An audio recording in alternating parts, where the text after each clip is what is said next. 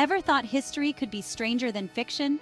Well, buckle up, because we're about to take a wild ride through time, exploring 10 historical coincidences so mind-boggling, so bizarre, that you'll be questioning everything you thought you knew about the past. From presidential assassinations with eerie similarities to shipwrecks foretold in novels, get ready to have your mind blown wide open. And trust me, you're gonna want to stick around for all 39, because some of these are just too weird to believe. So hit that subscribe button and ring the notification bell, because missing out on this would be like missing the chance to tell Marie Antoinette, "Let them eat cake!" before it was cool, or historically tragic, depending on how you look at it. All right, let's kick things off with a classic, shall we? The Lincoln-Kennedy coincidences. Now I know what you're thinking. Oh, here we go. Another conspiracy theory rabbit hole. But hold your tinfoil hats, folks, because even if you're not one to chase pigeons in a park muttering about government cover-ups, this one might just tickle your eyebrow. Abraham Lincoln was elected to Congress in 1846. John F. Kennedy, 1946. Lincoln became president in 1860, Kennedy in 1960.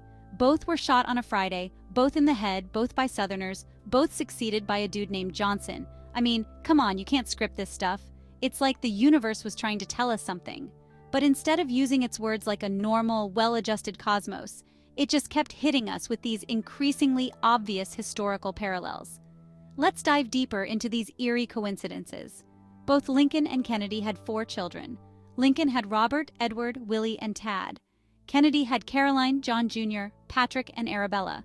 Both presidents lost children while in the White House. Lincoln's son Willie died at the age of 11, and Kennedy's son Patrick died just 2 days after his birth. Their wives also share some uncanny similarities. Mary Todd Lincoln and Jacqueline Kennedy both lost children while living in the White House. Mary Todd Lincoln was known for her elegance and style, much like Jacqueline Kennedy, who became a fashion icon.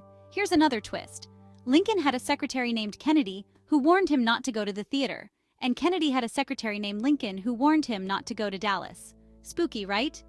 The locations of their assassinations also have a strange connection. Lincoln was shot at Ford's Theater and Kennedy was shot in a car made by Ford, a Lincoln. Both were in the presence of their wives when they were shot. The assassins themselves have some bizarre parallels. John Wilkes Booth, who assassinated Lincoln, was born in 1839. Lee Harvey Oswald, who assassinated Kennedy, was born in 1939. Both assassins were known by their 3 names, and both names have 15 letters. Booth ran from a theater and was caught in a warehouse, while Oswald ran from a warehouse and was caught in a theater. Both were killed before they could be brought to trial. And let's not forget about their successors. Both Lincoln and Kennedy were succeeded by Southern Democrats named Johnson. Andrew Johnson, who succeeded Lincoln, was born in 1808. Lyndon B. Johnson, who succeeded Kennedy, was born in 1908. Both presidents were deeply involved in civil rights. Lincoln issued the Emancipation Proclamation, which began the process of freedom for America's slaves. Kennedy proposed the Civil Rights Act, which aimed to end segregation and discrimination in the United States. Their famous speeches also resonate through history. Lincoln's Gettysburg Address and Kennedy's inaugural speech both emphasized the importance of freedom and equality. Lincoln said, "47 years ago," while Kennedy said, "Ask not what your country can do for you, ask what you can do for your country." The legacies of both presidents have left an indelible mark on American history. Lincoln is remembered for preserving the Union and abolishing slavery, while Kennedy is remembered for his vision of a new frontier and his efforts to advance civil rights. Both have been immortalized in numerous ways. Lincoln has the Lincoln Memorial in Washington, D.C., and Kennedy has the Kennedy Center for the Performing Arts. Their faces are also on U.S. currency, Lincoln on the penny and the $5 bill, and Kennedy on the half-dollar coin. Their impact on culture and society is undeniable.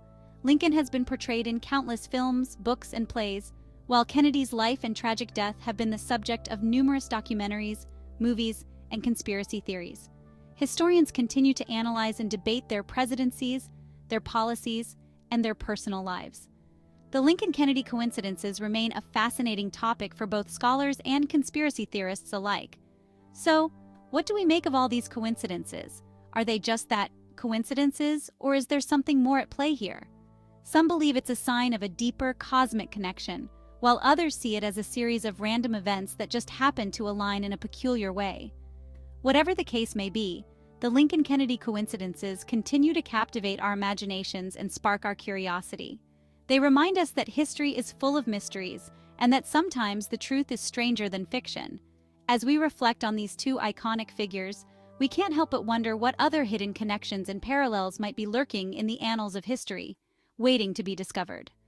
In the end, the legacies of Abraham Lincoln and John F. Kennedy endure, not just because of their accomplishments and their tragic deaths, but also because of the enduring fascination with the mysterious links that bind them together. So the next time you hear someone mention the Lincoln-Kennedy coincidences, remember that there's more to the story than just a few eerie parallels. It's a tale of two presidents whose lives and deaths continue to intrigue and inspire us, reminding us of the complex and often inexplicable nature of history itself. And with that, we wrap up our deep dive into the Lincoln-Kennedy coincidences.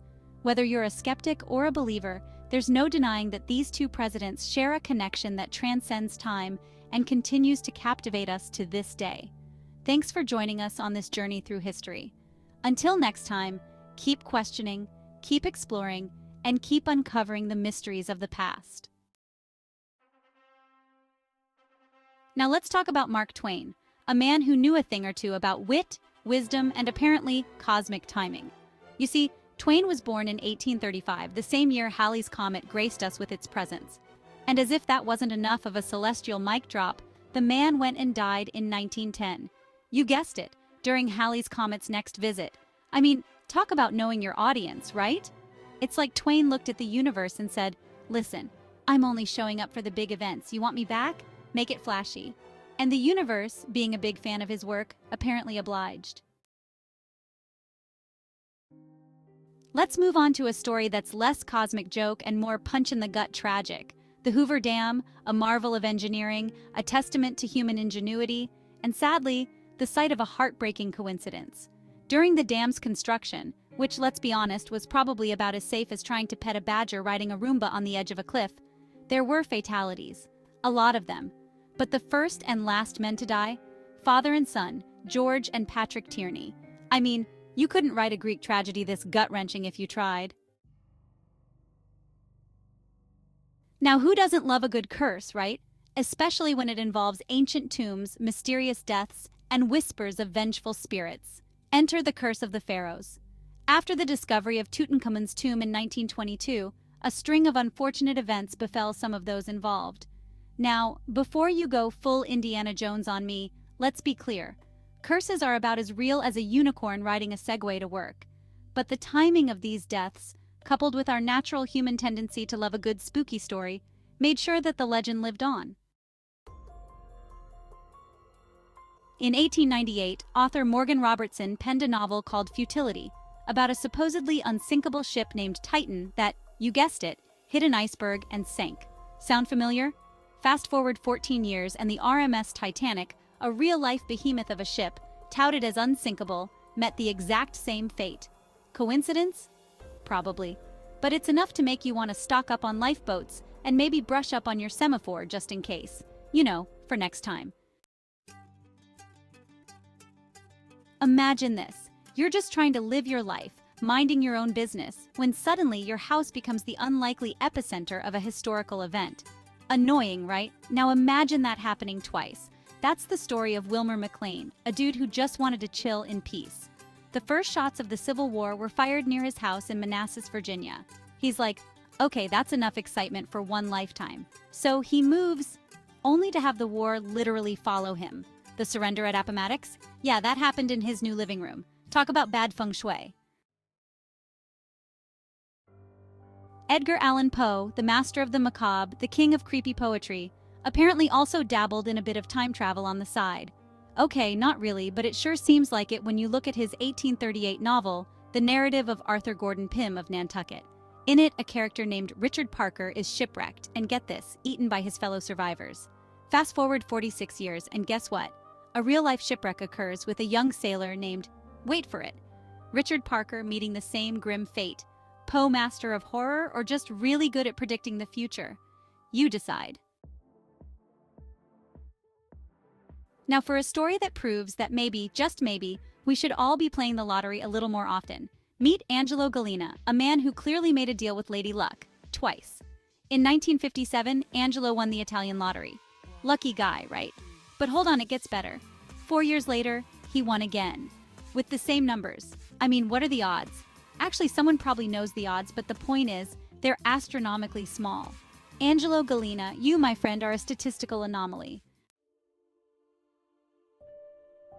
This next one is for those of you who believe in reincarnation, past lives, or maybe just really convincing toddlers. A young boy starts having vivid dreams, claiming to be the reincarnation of a 17th century Baroque painter. He even starts painting in a remarkably similar style. Coincidence? Maybe.